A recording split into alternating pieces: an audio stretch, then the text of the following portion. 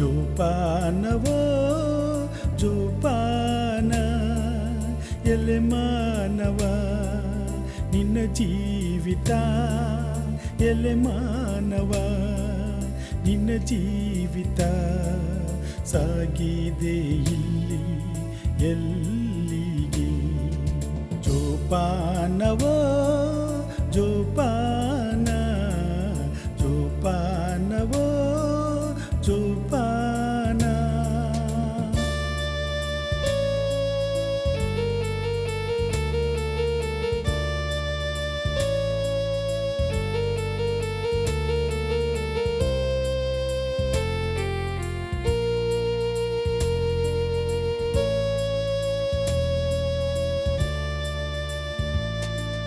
ಸುಳ್ಳು ಕಪಟ ಮೋಸ ವಂಚನೆ ಮೋಹ ಸ್ವಾರ್ಥ ದ್ರೋಹಗಳೆಂಬ ಆಯುಧ ಧರಿಸಿ ಮೆರೆಯುತ್ತಿರುವೆ ಸುಳ್ಳು ಕಪಟ ಮೋಸ ವಂಚನೆ ಮೋಹ ಸ್ವಾರ್ಥ ದ್ರೋಹಗಳೆಂಬ ಆಯುಧ ಧರಿಸಿ ಮೆರೆಯುತ್ತಿರುವೆ ನೀ ತೋಡಿದ ಹಳ್ಳದಲ್ಲೇ ನೀ ತೋಡಿದ ಹಳ್ಳದಲ್ಲೇ ನೀ ಬೀಳುವೆ ಎಂದು ವೇದವು ಹೇಳುವುದು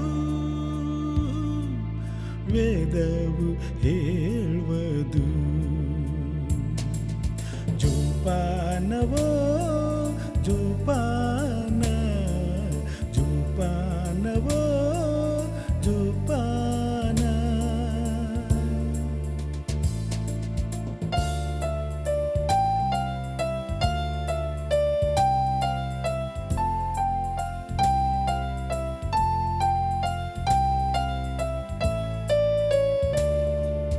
ನೀನೇನೆ ಬಿತ್ತಿದರು ಏನನ್ನ ಬೆಳೆಸಿದರು ಹೂವಾಗಬೇಕು ಹಣ್ಣಾಗಬೇಕು ಕೊಯ್ಯಲೇಬೇಕು ನೀನದನ್ನೇ ನೀನೇನೆ ಬಿತ್ತಿದರು ಏನನ್ನ ಬೆಳೆಸಿದರು ಹೂವಾಗಬೇಕು ಹಣ್ಣಾಗಬೇಕು ಕೊಯ್ಯಲೇಬೇಕು ನೀನದನ್ನೇ ನೀ ನೀಡಿದ ಅಳತೆಯಲ್ಲೇ ನೀ ನೀಡಿದ ಅಳತೆಯಲ್ಲೇ ಅಳವಾರು ನಿನಗೆ ಇಂದಲ್ಲ ನಾಳೆಗೆ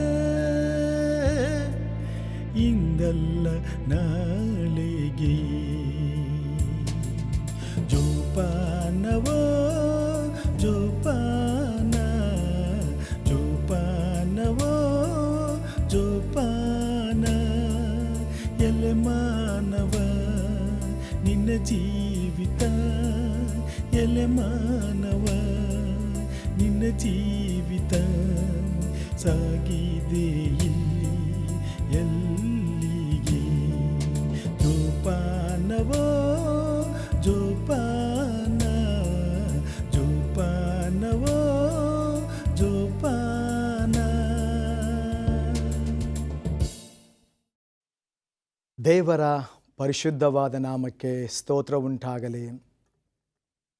ದೇವರ ಮಹಾಕರುಣೆಯಿಂದ ಮತ್ತೊಂದು ಸಾರಿ ಆತನ ಪರಿಶುದ್ಧವಾದ ಪಾದದಲ್ಲಿ ನಾವೆಲ್ಲರೂ ಸಹ ಕುಳಿತು ದೇವರ ವಾಕ್ಯವನ್ನು ಕೇಳುವಂಥ ದೊಡ್ಡ ಕೃಪೆ ಪರಲೋಕದ ಸ್ವಾಮಿ ನನ್ನ ಜೀವಿತದಲ್ಲಿಯೂ ನಿಮ್ಮ ಜೀವಿತದಲ್ಲಿಯೂ ತನ್ನ ಕೃಪೆಯನ್ನು ಕೊಟ್ಟಿದ್ದಾನೆ.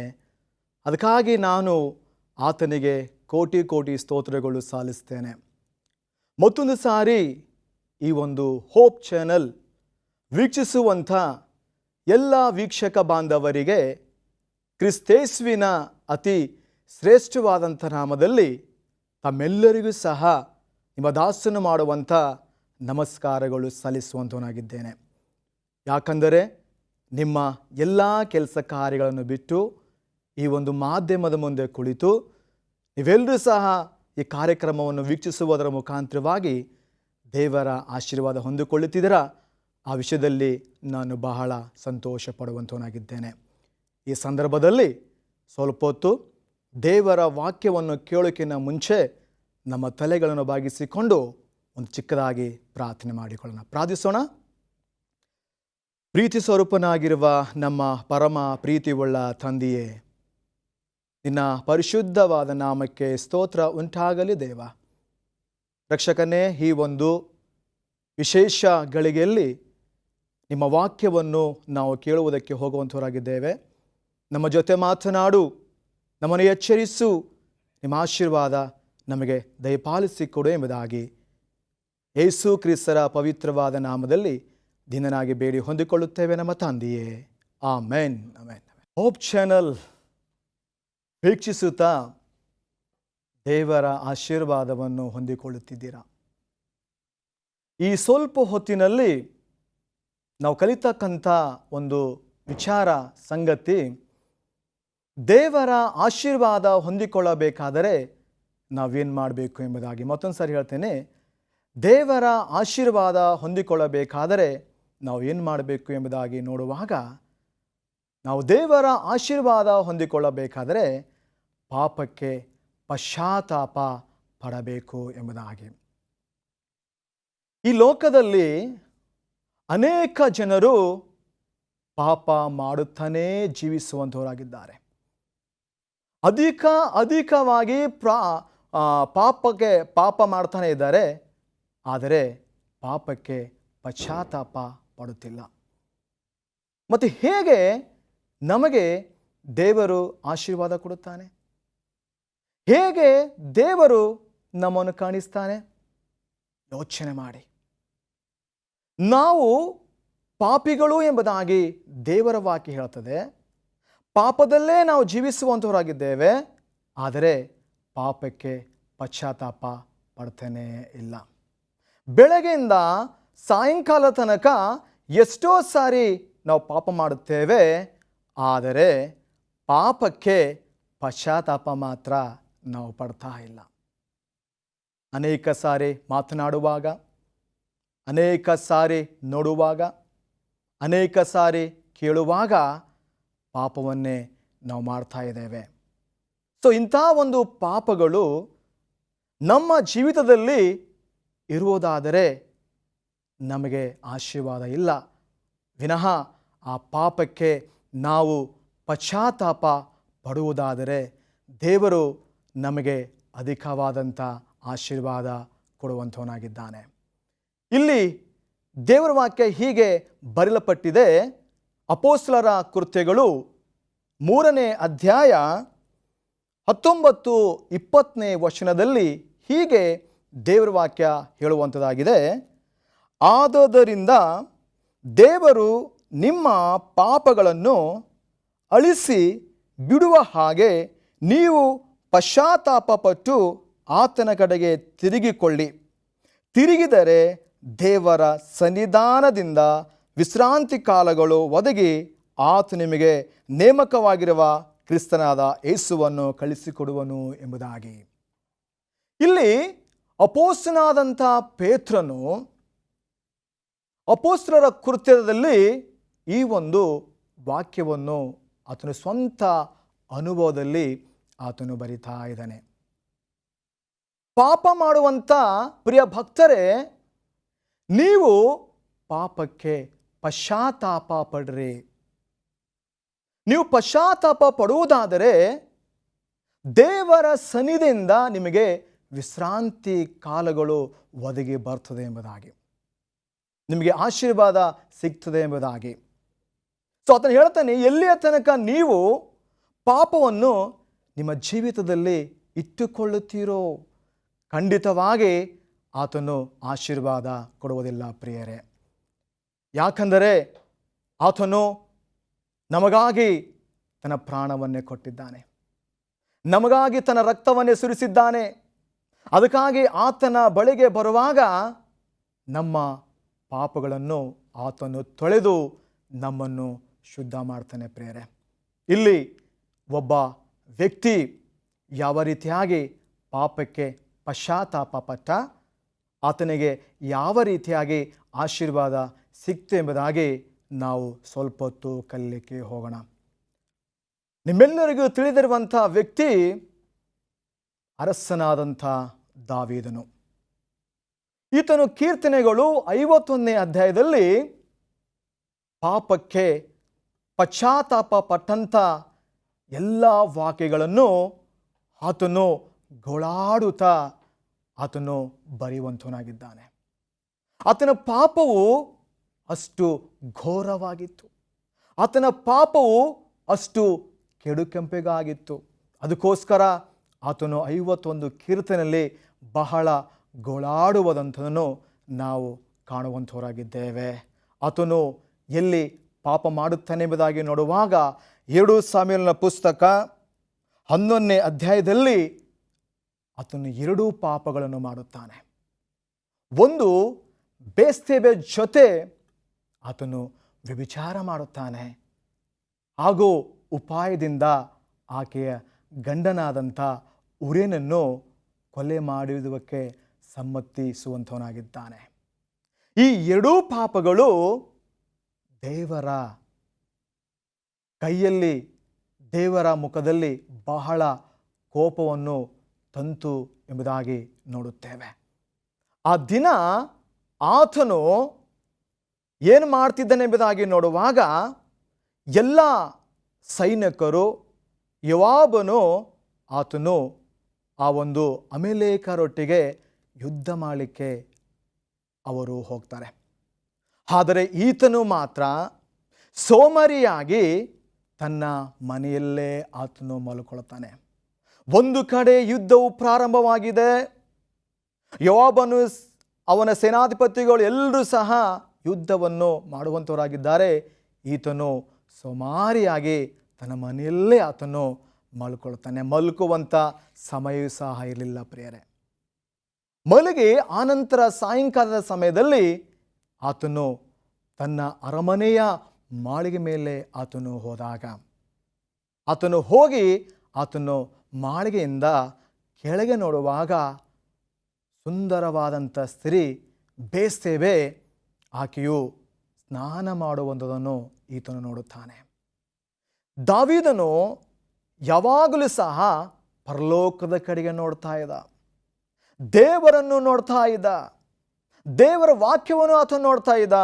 ಆದರೆ ಆ ದಿನ ತಪ್ಪು ಮಾಡುವಂಥ, ಪಾಪ ಮಾಡುವಂಥ ಆ ಒಂದು ಗಳಿಗೆಯಲ್ಲಿ ಆತನು ಭೂಲೋಕವನ್ನು ನೋಡ್ತಾ ಇದ್ದಾನೆ. ಪಾಪ ಮಾಡುವಂಥ ಸಂದರ್ಭದಲ್ಲಿ ಆತನು ಭೂಲೋಕವನ್ನು ಆತನು ನೋಡ್ತಾ ಇದ್ದಾನೆ. ಅನೇಕ ಸಾರಿ ಆತನು ಪರಲೋಕ ರಾಜ್ಯವನ್ನು ಆತನು ನೋಡ್ತಾ ಇದ್ದ, ದೇವರನ್ನು ನೋಡ್ತಾ ಇದ್ದ, ದೇವದೂತರನ್ನು ನೋಡ್ತಾ ಇದ್ದ. ಆದರೆ ಪಾಪ ಮಾಡುವಂಥ ಆ ಒಂದು ಗಳಿಗೆಯಲ್ಲಿ ಆತನು ಭೂಲೋಕವನ್ನು ನೋಡ್ತಾ ಇದ್ದಾನೆ. ಭೂಲೋಕವನ್ನು ಯಾವ ವ್ಯಕ್ತಿ ನೋಡುತ್ತಾನೋ ಅವನು ಖಂಡಿತವಾಗಿ ಪಾಪಕ್ಕೆ ಒಳಗಾಗ್ತಾನೆ ಎಂಬುದಾಗಿ ಸತ್ಯವಿದೆ ಸಹ ಅನೇಕ ಕಡೆಯಲ್ಲಿ ಬರೆಯಲ್ಪಟ್ಟಿದೆ. ಸೊ ಈಗ ಆತನು ಏನು ಮಾಡ್ತಿದ್ದಾನೆ ಎಂಬುದಾಗಿ ನೋಡುವಾಗ ಒಬ್ಬ ಸೇವಕನನ್ನು ಕರೆ ಕಳಿಸಿ ಆಕೆಯನ್ನು, ಬೇತ್ಷೆಬೆಯನ್ನು ಕರೆದುಕೊಂಡು ಬಂದು ಆಕೆ ಕೂಡ ವ್ಯಭಿಚಾರ ಮಾಡ್ತಾ ಇದ್ದಾನೆ ಪ್ರಿಯರೇ. ಒಂದು ಕಡೆ ಯೋವಾಬನು ಮತ್ತು ಸೈನಿಕರು ಅವರು ಯುದ್ಧಕ್ಕಾಗಿ ಹೋಗಿದ್ದಾರೆ. ಈತನು ಮಾತ್ರ ಮನಲಿದ್ದು ಇಂಥ ಒಂದು ಪಾಪದ ಕೆಲಸವನ್ನು ಆತನು ಮಾಡ್ತಾ ಇದ್ದಾನೆ. ಸೊ ಆಕೆಯು ಪಾಪ ಮಾಡಿದ ಪ್ರಯುಕ್ತವಾಗಿ ಆಕೆಯು ಗರ್ಭಿಣಿ ಆಗ್ತಾಳೆ. ಗರ್ಭಿಣಿ ಆದಾಗ ಆ ವಿಷಯ ದಾವೀದನಿಗೆ ಗೊತ್ತಾಗುತ್ತೆ. ದಾವೀದನು ಅಂಜಿ ಆಕೆಯ ಗಂಡನಾದಂಥ ಉರಿಯನನ್ನು ತನ್ನ ಅರಮನೆ ಕಳಿಸಿ ಆತನಿಗೆ ಮತ್ತನ್ನು ಕುಡಿಸಿ, ದ್ರಾಕ್ಷವನ್ನು ಕುಡಿಸಿ, ಆತನು ನಿನ್ನ ಮನೆಗೆ ಹೋಗಿ ನಿನ್ನ ಹೆಂಡತಿ ಜೊತೆ ಮಲ್ಕೊಳ್ಳೆಂಬುದಾಗಿ ಆತನು ಹೇಳ್ತಾನೆ. ಆದರೂ ಸಹ ಉರಿಯನು ಮನೆಗೆ ಹೋಗೋದಿಲ್ಲ. ನನ್ನ ಸೈನಿಕವು ಅಲ್ಲಿ ಯುದ್ಧ ಮಾಡ್ತಾ ಇದೆ, ನನ್ನ ಸೈನ್ಯವು ಅಲ್ಲಿದೆ, ನಾನು ಹೇಗೆ ಊಟ ಮಾಡಿ ಹೆಂಡತಿ ಕೂಡ ಮಲಗಲೆಂಬುದಾಗಿ ಆತನು ಅರಮನೆಯನ್ನು ಬಿಟ್ಟು ಹೋಗದೆ ಆತನು ಅಲ್ಲೇ ಮಲ್ಕೊಂಡ ಎಂಬುದಾಗಿ ನೋಡುತ್ತೇವೆ. ನನ್ನ ಪ್ರೀತಿಯ ದೇವರ ಮಕ್ಕಳೇ, ದಾವೀದನ ಹಾಗೆ ನಾವು ಪಾಪ ಮಾಡಬಾರದು. ದಾವೀದನು ಪಾಪ ಮಾಡಿದಾಗ ಅದರ ನಿಮಿತ್ತವಾಗಿ ದೇವರಿಗೆ ಕೋಪ ಉಂಟಾಗಿ ಪ್ರವಾದಿಯಾದಂಥ ನಾತನನ್ನು ಆತನ ಬಳಿಗೆ ಕಳಿಸಿಕೊಡುತ್ತಾನೆ. ಮತ್ತು ಇನ್ನೊಂದನ್ನು ಆತನು ಮಾಡುತ್ತಾನೆ, ಉರಿಯನನ್ನು ಆತನೇನು ಮಾಡ್ತಾನೆ, ಕೊಲೆ ಮಾಡುವುದಕ್ಕೆ ಆತನು ಸಮ್ಮತಿಸ್ತಾನೆ. ಈ ಒಂದು ವ್ಯಭಿಚಾರ ಮತ್ತು ಕೊಲೆ ದೇವರ ಎಣಿಕೆಯಲ್ಲಿ ಬಹಳ ಕೆಟ್ಟದಾಗಿತ್ತು, ದೇವರಿಗೆ ಕೋಪ ಬಂತು. ಸೊ ದೇವರು ಏನು ಮಾಡ್ತಾನೆ ಅಂದರೆ, ಪ್ರವಾದಿಯಾದಂಥ ನಾತಾನನನ್ನು ಕರೆದು, ನಾತಾನನೇ, ನೀನು ದಾವೀದನ ಬಳಿಗೆ ಹೋಗಿ ನೀನು ಆತನು ಮಾಡಿರ್ತಕ್ಕಂಥ ತಪ್ಪನ್ನು ಆತನಿಗೆ ತಿಳಿಸು ಎಂಬುದಾಗಿ ದೇವರು ಆತನಿಗೆ ನಾತನ ಪ್ರವಾದಿಗೆ ಹೇಳುತ್ತಾನೆ. ಸೊ ಆಗ ನಾತನ ಪ್ರವಾದಿ ಅಂತ ನಾತನನ್ನು ದಾವೀದನ ಬಳಿಗೆ ಬಂದು ಆತನಿಗೆ ಒಂದು ಸಾಮ್ಯ ರೂಪದ ಕಥೆ ಹೇಳ್ತಾನೆ. ಆ ಕಥೆ ಹೀಗಿದೆ: ಒಬ್ಬ ಶ್ರೀಮಂತನಿಗೆ 100 ಕುರಿ ಇರಲಾಗಿ, ಒಬ್ಬ ಬಡವನಿಗೆ ಒಂದೇ ಒಂದು ಕುರಿ ಇರಲಾಗಿ, ಆ ಕುರಿಯು ಆ ಬಡವನ ಮೇಲೆ ಒದ್ದಾಡ್ತಾ ಇತ್ತು, ಆತನ ಎದೆ ಮೇಲೆ ಮೊಳ್ಕೊಳ್ತಾ ಇತ್ತು. ಹೀಗೆ ಮಾಡುವಾಗ ಒಂದು ದಿವಸ ಶ್ರೀಮಂತರ ಮನೆಗೆ ಒಬ್ಬ ಅತಿಥಿ ಬರ್ತಾರೆ, ಗೆಸ್ಟ್ ಬರ್ತಾರೆ. ಬಂದಾಗ ಶ್ರೀಮಂತನು ತನ್ನ ಕುರಿಗಳಲ್ಲಿ ಯಾವುದನ್ನು ತೆಗೆದುಕೊಳ್ಳೋದಕ್ಕೆ ಮನಸ್ಸಿಲ್ಲದೆ ಆ ಬಡವನ ಕುರಿಯನ್ನು ಹಿಡಿದು ಅದನ್ನು ಕೊಯ್ಯಿಸಿ ಊಟ ಕೊಟ್ಟನೆಂಬುದಾಗಿ ಆತನು ಈ ಒಂದು ಸಾಮ್ಯ ರೂಪವನ್ನು ಕಥೆ ಹೇಳುವಾಗ ದಾವೀದನಿಗೆ ಬಹಳ ಕೋಪ ಉಂಟಾಗಿ ಅಂಥ ವ್ಯಕ್ತಿ ಸಾಯಲೇಬೇಕು ಎಂಬುದಾಗಿ ಆತನು ಹೇಳ್ತಾನೆ. ಹೇಳಿದ ತಕ್ಷಣವೇ ನತಾನ್ ಹೇಳ್ತಾನೆ, ಆ ವ್ಯಕ್ತಿ ಬೇರೆ ಯಾರೂ ಅಲ್ಲ, ಆತನು ನೀನೇ ಎಂಬುದಾಗಿ ಆತನು ಹೇಳುವಂತನಾಗಿದ್ದಾನೆ. ಸೊ ಈ ಸಂದರ್ಭದಲ್ಲಿ ನಾವು ನೋಡುವಾಗ ದಾವೀದನು ಆ ಒಂದು 2 ಘೋರವಾದಂಥ ಪಾಪ ಮಾಡಿದ ಪ್ರಯುಕ್ತವಾಗಿ ಆತನು ಈ ಒಂದು 51ನೇ ಕೀರ್ತನೆಯಲ್ಲಿ ಆತನು ಬಹಳ ಚೆನ್ನಾಗಿ ವಾಕ್ಯಗಳನ್ನು ಬರಿತಾ ಇದ್ದಾನೆ. ಕೀರ್ತನೆಗಳು 51ನೇ ಮೊದಲನೇ ವಚನ ಹೇಳುತ್ತದೆ, ಪ್ರೀತಿ ಸ್ವರೂಪನಾದ ದೇವರೇ, ನನ್ನನ್ನು ಕಾಣಿಸು, ಕಣಾನಿದೆಯೇ ನನ್ನ ದ್ರೋಹವನ್ನೆಲ್ಲ ಅಳಿಸಿಬಿಡು ಎಂಬುದಾಗಿ. ಪ್ರೀತಿ ಸ್ವರೂಪನಾದ ದೇವರೇ, ನನ್ನನ್ನು ಕಾಣಿಸು, ನನ್ನ ದ್ರೋಹವೆಲ್ಲ ನೀನು ಅಳಿಸಿಬಿಡು ಎಂಬುದಾಗಿ ಆತನು ಬಹಳವಾಗಿ ದೇವರಿಗೆ ಕೂಗ್ತಾ ಇದ್ದಾನೆ. ಇನ್ನೊಂದು ವಾಕ್ಯದಲ್ಲಿ ಆತನು ಹೇಳ್ತಿದ್ದಾನೆ, ನನ್ನ ಪಾಪವನ್ನು ನಾನು ಒಪ್ಪಿ ಅರಿಕೆ ಮಾಡದೇ ಇದ್ದಾಗ ನನ್ನ ಎಲುಬುಗಳೆಲ್ಲ ಸವಿದು ಹೋಗುತ್ತಿತ್ತು ಎಂಬುದಾಗಿ. ಹೌದು ಪ್ರಿಯರೇ, ಯಾರು ಪಾಪವನ್ನು ಮರೆಮಾಚುತ್ತಾರೋ, ಯಾರು ಪಾಪವನ್ನು ಒಪ್ಪಿಕೊಂಡು ಬಿಟ್ಟು ಬಿಡೋದಿಲ್ವೋ ಅವರಿಗೆ ಖಂಡಿತವಾಗಿ ಆಶೀರ್ವಾದ ಇಲ್ಲ. ಅವರ ಜೀವಿತದಲ್ಲಿ ಒಂದಿಲ್ಲ ಒಂದು ಕಷ್ಟಗಳು, ಒಂದಿಲ್ಲ ಒಂದು ದುಃಖಗಳು, ಒಂದಿಲ್ಲ ಒಂದು ಗೋಳಾಟಗಳು ಅವರನ್ನು ಹತ್ತಿಕೊಂಡೇ ಇರುವಂಥದ್ದಾಗಿದೆ. ಅದಕ್ಕೋಸ್ಕರ ದಾವೀದನ ಹಾಗೆ ಆತನು ಯಾವ ರೀತಿಯಾಗಿ ಕೀರ್ತನೆ 51ನೇ ಅಧ್ಯಾಯದಲ್ಲಿ ಪಾಪಕ್ಕೆ ಪಶ್ಚಾತ್ತಾಪ ಪಟ್ಟ ಅದೇ ಗುಣಗಳು ನಾವು ಬೆಳೆಸಿಕೊಳ್ಳಬೇಕು. ಮುಂದಿನ ವಾಕ್ಯಗಳು ಹೇಳುವಂಥದ್ದಾಗಿದೆ, ನಿನಗೆ ತಪ್ಪು ಮಾಡಿದ್ದೇನೆ, ನಿನ್ನ ದೃಷ್ಟಿಗೆ ಕೆಟ್ಟದ್ದಾಗಿರುವುದನ್ನೇ ಮಾಡಿದ್ದೇನೆ ಎಂಬುದಾಗಿ ಅದನ್ನು ಹೇಳ್ತಿದ್ದಾನೆ. ಓ ದೇವರೇ, ನಾನು ನಿನಗೆ ಮಾತ್ರ, ನಿನ್ನ ವಾಕ್ಯಕ್ಕೆ ಮಾತ್ರ ನಾನು ಪಾಪ ಮಾಡಿದ್ದೇನೆ, ನಿನಗೆ ವಿರುದ್ಧವಾಗಿ ಮಾತ್ರ ಪಾಪ ಮಾಡಿದ್ದೇನೆ, ಅದಕ್ಕೋಸ್ಕರ ನನ್ನನ್ನು ಕಾಣಿಸು ಎಂಬುದಾಗಿ, ನಿನ್ನ ಕೃಪೆಯಿಂದ ನನ್ನನ್ನು ಬಲಪಡಿಸು ಎಂಬುದಾಗಿ ಆತನು ಪ್ರಾರ್ಥನೆ ಮಾಡ್ತಾ ಇದ್ದಾನೆ ಪ್ರೇರೆ. ಸೊ ಇನ್ನೂ ಅನೇಕ ವಾಕ್ಯದಲ್ಲಿ ನಾವು ನೋಡುವಾಗ, ಕೀರ್ತನೆಗಳಲ್ಲಿ ಇನ್ನೂ ಅನೇಕ ವಾಕ್ಯದ ನೋಡುವಾಗ ಅನೇಕ ರೀತಿಯ ಈ ಪಾಪಕ್ಕೆ ಪಶ್ಚಾತ್ತಾಪ ಪಡೋದ್ರ ಬಗ್ಗೆ ಅನೇಕ ವಾಕ್ಯಗಳು ಬರೆಯಲ್ಪಟ್ಟಿದೆ. ಇನ್ನೊಂದು ಕಡೆ ಹೇಳ್ತದೆ, ನಾನು ನನ್ನ ಪಾಪವನ್ನು ಒಪ್ಪಿಕೊಳ್ಳದೇ ಇರುವಾಗ ನನ್ನ ಎಲ್ಲ ನರು ನಾಡಿಗಳು ನೋಯುತ್ತಿತ್ತು ಎಂಬುದಾಗಿ ಇನ್ನೊಂದು ಕಡೆ ವಾಕ್ಯದಲ್ಲಿ ಹೇಳುವಂಥದ್ದಾಗಿದೆ ಪ್ರೇರೆ. ಅದಕ್ಕೋಸ್ಕರ ನಮಗೆ ದೇವರ ಆಶೀರ್ವಾದ ಬೇಕಾ? ನಮಗೆ ದೇವರ ಆಶೀರ್ವಾದ ಬೇಕಾ? ಹಾಗಿದ್ದರೆ ನಾವು ಪಾಪಕ್ಕೆ ಪಶ್ಚಾತ್ತಾಪ ಪಡಬೇಕು. ಯಾರು ಹೆಚ್ಚಾಗಿ ಪಾಪಕ್ಕೆ ಪಶ್ಚಾತ್ತಾಪ ಪಡುತ್ತಾರೋ ಖಂಡಿತವಾಗಿ ದೇವರು ಅಂಥವರಿಗೆ ಅಧಿಕವಾಗಿ ಆಶೀರ್ವಾದ ಮಾಡುವಂಥವನಾಗಿದ್ದಾನೆ. ಇನ್ನೊಂದು ವಾಕ್ಯವನ್ನು ನಾವು ನೋಡೋಣ. ಜ್ಞಾನೋಕ್ತಿ ಪುಸ್ತಕ 28ನೇ ಅಧ್ಯಾಯ 13ನೇ ವಚನದಲ್ಲಿ ಹೇಳುತ್ತದೆ, ದೋಷಗಳನ್ನು ಮುಚ್ಚಿಕೊಳ್ಳುವವನಿಗೆ ಶುಭವಾಗದು, ಅವುಗಳನ್ನು ಒಪ್ಪಿಕೊಂಡು ಬಿಟ್ಟು ಬಿಡುವವನಿಗೆ ಕರುಣೆ ದೊರೆಯುವುದೆಂಬುದಾಗಿ. ದೋಷಗಳನ್ನು ಯಾರು ಮುಚ್ಚಿಕೊಳ್ಳುತ್ತಾರೋ, ಹೃದಯದಲ್ಲಿಟ್ಟುಕೊಳ್ಳುತ್ತಾರೋ ಅಂಥವರಿಗೆ ಆಶೀರ್ವಾದ ಇಲ್ಲ. ಯಾರು ಪಾಪಗಳನ್ನು ಒಪ್ಪಿಕೊಂಡು ಬಿಟ್ಟು ಬಿಡುತ್ತಾರೋ ಅಂಥವರಿಗೆ ಆಶೀರ್ವಾದ ಉಂಟು. ಅದಕ್ಕೋಸ್ಕರ ನಾವೆಲ್ಲರೂ ಸಹ ಪಾಪಿಗಳೇ. ಒಂದಿಲ್ಲ ಒಂದು ತಪ್ಪು ಮಾಡ್ತಾನೆ ಇದ್ದೇವೆ. ಕೆಲವರು ತಿಳಿದು ಮಾಡ್ತಾ ಇದ್ದಾರೆ, ಕೆಲವರು ತಿಳಿದೇ ಮಾಡ್ತಾ ಇದ್ದಾರೆ. ಎಲ್ಲರೂ ಸಹ ಪಾಪಿಗಳಾಗಿದ್ದೇವೆ. ಪ್ರತಿನಿತ್ಯವೂ ಸಹ ಪಾಪ ಮಾಡುವಂಥವರಾಗಿದ್ದೇವೆ. ಆದರೆ ಈ ಪಾಪಕ್ಕೆ ನಾವು ಪಶ್ಚಾತ್ತಾಪ ಪಡಬೇಕು. ನಾವು ಈ ಪಾಪಗಳನ್ನು ಒಪ್ಪಿಕೊಂಡು ಅರಿಕೆ ಮಾಡಬೇಕು. ನಾವು ಅರಿಕೆ ಮಾಡುವಾಗ ಸತ್ಯವೇದ ಹೇಳುತ್ತದೆ, ಆತನು ನಂಬಿಗಸ್ತನು, ನೀತಿವಂತನು, ಪ್ರಾಮಾಣಿಕನಾಗಿರುವಂಥ ದೇವರು ಎಂಬುದಾಗಿ ಆತನು ಹೇಳುವಂತನಾಗಿದ್ದಾನೆ. ಆತನ ಬಳಿಗೆ ಬರುವಾಗ ಆತನು ನಮ್ಮನ್ನು ಶುದ್ಧಿ ಮಾಡ್ತಾನೆ ಎಂಬುದಾಗಿ ಇನ್ನೊಂದು ವಾಕ್ಯ ನಮಗೆ ತಿಳಿಸುವಂಥದ್ದಾಗಿದೆ. ಆ ವಾಕ್ಯ ಹೀಗೆ ಬರೆಯಲ್ಪಟ್ಟಿದೆ.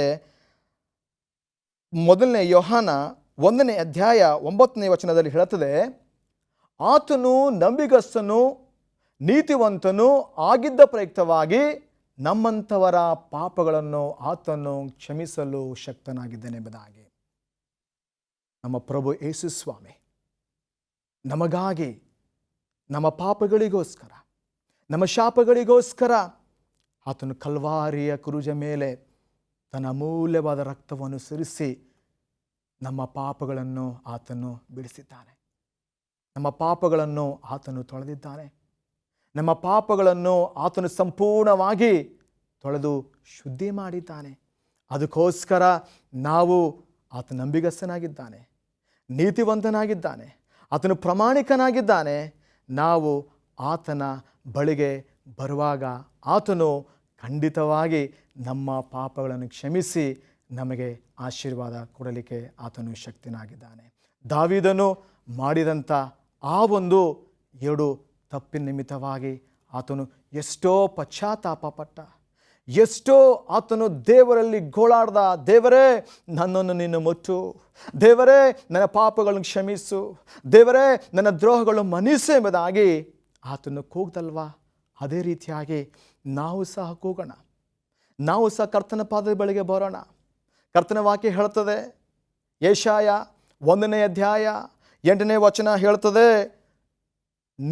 ದೇವರ ಮಾರ್ಗದಲ್ಲಿ ನಡೆಯುವಂಥವರು ಎಂದಿಗೂ ಸಹ ಬಿದ್ದು ಹೋಗೋದಿಲ್ಲ ಎಂಬುದಾಗಿ. ನಿಮ್ಮ ಪಾಪಗಳು ಕಡುಕೆಂಪಗಾಗಿದ್ದರೂ ಹಿಮದ ಹಾಗೆ ಬಿಳುಪಾಗಿ ಮಾಡ್ತೇನೆ ಎಂಬುದಾಗಿ ಸತ್ಯವೇದ ನಮಗೆ ಹೇಳುವಂಥದ್ದಾಗಿದೆ. ಅದಕ್ಕೋಸ್ಕರ ಆತನು ಕೂಗಿ ನಮ್ಮನ್ನು ಕರೀತಿದ್ದಾನೆ, ಬನ್ನಿರಿ ಯೆಹೋವನು ವಾದಿಸುವ, ನಿಮ್ಮ ಪಾಪಗಳು ಕೇಡು ಕೆಂಪಾಗಿದ್ದರೂ ಹಿಮದ ಹಾಗೆ ಬಿಳುಪಾಗಿ ನಾನು ಮಾಡ್ತೇನೆ, ಕಿರು ಮಂಜೆ ಬಣ್ಣವಾಗಿದ್ದರೂ ಉಣ್ಣೆ ಹಾಗೆ ನಾನು ಬಿಳುಪಾಗಿ ಮಾಡ್ತೇನೆ ಎಂಬುದಾಗಿ ಆತನು ಹೇಳ್ತಿದ್ದಾನೆ. ಪ್ರಿಯರೇ, ನಮ್ಮ ಪಾಪಗಳನ್ನು ಹೊತ್ತಿಕೊಂಡು, ನಮ್ಮ ದ್ರೋಹಗಳನ್ನು ಹೊತ್ತಿಕೊಂಡು ನಾವು ಆತನ ಬಳಿಗೆ ಬರೋಣ. ಆತನ ವಾಕ್ಯ ಹೇಳ್ತದೆ, ಎಲೆ ಕಷ್ಟಪಡುವವರೇ, ಹೊರೆ ಹೊತ್ತವರೇ, ನೀವೆಲ್ಲರೂ ನನ್ನ ಬಳಿಗೆ ಬನ್ನಿರಿ, ನಾನು ನಿಮಗೆ ವಿಶ್ರಾಂತಿಯನ್ನು ಕೊಡುತ್ತೇನೆ ಎಂಬುದಾಗಿ. ಹೌದು ಪ್ರಿಯರೇ, ಯಾರ್ಯಾರು ಪಾಪದ ಭಾರವನ್ನು ಹೊತ್ತಿಕೊಂಡು ಆತನ ಬಳಿಗೆ ಬಂದು ಪಶ್ಚಾತ್ತಾಪ ಪಡುತ್ತಾರೋ ಅಂಥವರಿಗೆ ದೇವರು ತನ್ನ ಉಚಿತವಾದಂಥ ಆಶೀರ್ವಾದ ಕೊಡಲಿಕ್ಕೆ ಆತನು ಶಕ್ತನಾಗಿದ್ದಾನೆ. ಅದಕ್ಕೋಸ್ಕರ ಪ್ರಿಯರೇ, ನಾವೆಲ್ಲರೂ ಸಹ ಆತನ ಬಳಿಗೆ ಹೋಗೋಣ, ಆತನ ಮಾರ್ಗದಲ್ಲಿ ಹೋಗೋಣ, ಆತನ ವಾಕ್ಯದಲ್ಲಿ ಹೋಗೋಣ, ಆತನ ಪ್ರೀತಿಯಲ್ಲಿ ಹೋಗೋಣ. ನಮ್ಮ ಪಾಪಗಳನ್ನು ಆತನಿಗೆ ನಾವು ಒಪ್ಪಿಸಿಕೊಡುವಾಗ ನಮಗೆ ಒಂಥರ ಭಾರವನ್ನು ನಮ್ಮ ಜೀವಿತದಿಂದ ಇಳಿದು ಹೋಗುವಂಥದ್ದಾಗಿದೆ. ಎಲ್ಲಿಯ ತನಕ ನಾವು ಪಾಪವನ್ನು ನಮ್ಮ ಜೀವಿತದಲ್ಲಿ ಇಟ್ಟುಕೊಳ್ಳುತ್ತೇವೋ ನಾವು ಭಾರವನ್ನು ಹೊತ್ತಿಕೊಂಡಾಗ ಆಗಿರುವಂಥದ್ದಾಗಿದೆ. ನಾವು ಯಾವ ಒಂದು ಆಶೀರ್ವಾದಕ್ಕೆ ನಾವು ಪಾತ್ರರಾಗುವುದಿಲ್ಲ ಪ್ರಿಯರೇ. ಆದರೆ ಯಾವಾಗ ನಾವು ದೇವರ ಬಳಿಗೆ ಬಂದು ದೇವರ ಪಾದದಲ್ಲಿ ಮೊಣಕಾಲೂರಿ ನಾವು ಆತನಲ್ಲಿ ಮೊರೆ ಇಟ್ಟಾಗ, ಪಾಪಕ್ಕೆ ಪಶ್ಚಾತ್ತಾಪ ಪಟ್ಟಾಗ, ನಮ್ಮ ದ್ರೋಹಕ್ಕೆ ಪಶ್ಚಾತ್ತಾಪ ಪಟ್ಟಾಗ ಖಂಡಿತವಾಗಿ ಆತನು ನಮ್ಮನ್ನು ಅಧಿಕವಾಗಿ ಆಶೀರ್ವಾದ ಮಾಡುವಂಥನಾಗಿದ್ದಾನೆ. ಪ್ರಿಯ ದೇವ ಮಕ್ಕಳೇ, ದೇವರಿಗಾಗಿ ಜೀವಿಸೋಣ, ದೇವರಿಗಾಗಿ ಬದುಕೋಣ, ದೇವರಲ್ಲೇ ನಾವು ಬೆಳೆಯೋಣ, ದೇವರ ಮಾರ್ಗದಲ್ಲೇ ಹೋಗೋಣ. ದೇವರು ಉಚಿತವಾದಂಥ ಕೃಪೆಯನ್ನು ಸ್ವಾಮಿ ನಮಗೆ ದಯಪಾಲಿಸಿ ಕೊಟ್ಟಿದ್ದಾನೆ. ಅದಕ್ಕೋಸ್ಕರ ನಾವೆಲ್ಲರೂ ಸಹ ಭಕ್ತಿಪೂರ್ವಕವಾಗಿ ಆತನ ಬಳಿಗೆ ಹೋಗೋಣ, ನಮ್ಮ ಪಾಪಗಳಿಗೆ ಪಶ್ಚಾತ್ತಾಪ ಪಡೋಣ. ಒಂದನ್ನು ಹೇಳೋಕ್ಕೆ ಇಷ್ಟಪಡ್ತೇನೆ, ಎಲ್ಲಿಯ ತನಕ ನಾವು ಪಾಪಕ್ಕೆ ಪಶ್ಚಾತ್ತಾಪ ಪಡುವುದಿಲ್ವೋ ಅಲ್ಲಿಯ ತನಕ ನಮಗೆ ಯಾವ ಆಶೀರ್ವಾದ ಇಲ್ಲ. ನಾವು ಯಾವಾಗ ಪಾಪಕ್ಕೆ ಪಶ್ಚಾತ್ತಾಪ ನಾವು ಪಡುವಂಥವರಾಗಿದ್ದೇವೋ ಖಂಡಿತವಾಗಿ ಪರಲೋಕದಿಂದ ಆತನ ಆಶೀರ್ವಾದಗಳು, ಆತನ ಕೃಪೆಯು, ಆತನ ಸಮಾಧಾನವು, ಆತನ ಶಾಂತಿಯು, ನಾವು ಕೈ ಹಾಕಿದ ಕೆಲಸವು, ನಮ್ಮ ಪ್ರಯಾಣವು, ನಮ್ಮ ಮಕ್ಕಳನ್ನು, ನಮ್ಮ ತಂದೆ ತಾಯಿಗಳನ್ನು, ನಮ್ಮ ಒಡ ಹುಟ್ಟಿದವರನ್ನು, ನಮ್ಮ ಬಂಧು ಬಾಂಧವರನ್ನು ಎಲ್ಲರನ್ನು ಸ್ವಾಮಿ ಹೆಚ್ಚಾಗಿ ಆಶೀರ್ವಾದ ಮಾಡುವಂಥವನಾಗಿದ್ದಾನೆ. ಅದಕ್ಕೋಸ್ಕರ ಮತ್ತೊಂದು ಸಾರಿ ನಾವೆಲ್ಲರೂ ಸಹ ಆತನ ಬಳಿಗೆ ಬರೋಣ, ಆತನ ಮಾರ್ಗದಲ್ಲಿ ನಾವು ಜೀವಿಸೋಣ. ಈ ಸಂದರ್ಭದಲ್ಲಿ ನಾವು ಕಣ್ಣುಗಳು ಮುಚ್ಚಿಕೊಂಡು ನಾವೆಲ್ಲರೂ ಸಹ ತಲೆಬಾಗಿಸಿ ಪ್ರಾರ್ಥನೆ ಮಾಡಿಕೊಳ್ಳೋಣ, ಪ್ರಾರ್ಥಿಸೋಣ. ಕೃಪಾಪೂರ್ಣನಾಗಿರುವ ಪರಿಶುದ್ಧನಾಗಿರುವ ತಂದೆಯಾದ ದೇವರೇ, ನಿನ್ನ ಪವಿತ್ರವಾದ ನಾಮಕ್ಕೆ ಸ್ತೋತ್ರ ಉಂಟಾಗಲಿ. ಸ್ವಾಮಿ ರಕ್ಷಕನೇ, ನಮಗೆ ಆಶೀರ್ವಾದ ಬೇಕು ಎಂಬುದಾಗಿ ನೋಡುವಾಗ ನಾವು ಪಾಪಕ್ಕೆ ಪಶ್ಚಾತ್ತಾಪ ಪಡಲೇಬೇಕು. ಒಂದು ವೇಳೆ ಪಾಪಕ್ಕೆ ನಾವು ಪಶ್ಚಾತ್ತಾಪ ಪಡದೆ ಹೋದರೆ ನಮಗೆ ಯಾವ ಆಶೀರ್ವಾದ ಇಲ್ಲ ಸ್ವಾಮಿ. ಅದಕ್ಕೋಸ್ಕರ ನಿನ್ನ ಮುಂದೆ ತಗ್ಗಿಸಿಕೊಂಡು ಇನ್ನು ಮುಂದಿನ ಮಾನಗಳಲ್ಲಿ ಪಾಪಕ್ಕೆ ಪಶ್ಚಾತ್ತಾಪ ಪಟ್ಟು ನಿಮ್ಮ ಆಶೀರ್ವಾದ ಪಡ್ಕೊಳ್ಳಿಕ್ಕೆ ಸಹಾಯ ಮಾಡಿಕೊಡಿ ಎಂಬುದಾಗಿ ಪ್ರಾರ್ಥನೆ ವಿಜ್ಞಾಪನೆ ಕೇಳಿದ ಯೇಸು ಕ್ರಿಸ್ತನ ನಾಮದಲ್ಲಿ ಬೇಡಿ ಹೊಂದಿಕೊಳ್ಳುತ್ತೇವೆ ನಮ್ಮ ತಂದೆಯೇ. ಆಮೆನ್.